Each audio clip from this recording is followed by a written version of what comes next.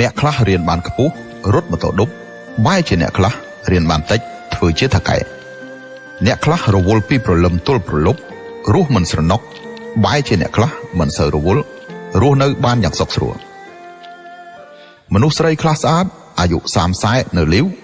បែរជាមនុស្សស្រីខ្លះមិនស្អាតមានប្តីមានកូនតាំងពីក្មេងវ័យអ្នកខ្លះមានសមត្ថភាពមិនសូវបានរស់នៅជួបជុំគ្រួសារ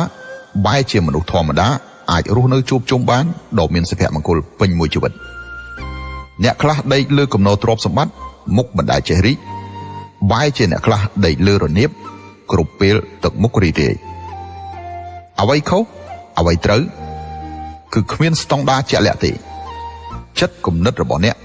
គឺជាស្តង់ដារដែលជះបារមីនៃព្រះភគវាទុកសោករោគាកុំឲ្យកើតមានសំសុខសពការក្រអាសែមសានសម្បត្តិធនធានចម្រើនឥតអព្រមទាំងកូនចៅញាតិភៅរួមរយៈកុំឲ្យបែកបាក់នៃរាព្រាត់ព្រាយ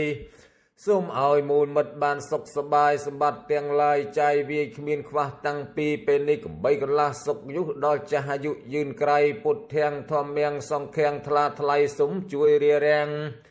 ឧបទ្រពចង្រៃកំបីកើតមានដល់អ្នកទាំងអស់នេះនៃសុមានសេរីសុខសេមសានអតិបិសោភិកវាព្រះអាទិត្យព្រះច័ន្ទព្រះអង្គាព្រះពុទ្ធព្រះពហោព្រះសុខព្រះសៅមកជួយត្រួតត្រងក្រុងរក្សានៅអ្នកទាំងអស់នេះឲ្យចម្រើននៅអាយុវណ្ណังសុខៀងពលំយាវលហិលាភោលាភៀងភោគោភោកែអសានសាបានណៃសនមោពុទ្ធៈសនមោធម្មៈសនមោសង្ឃៈសាលោស្វាហាយៈ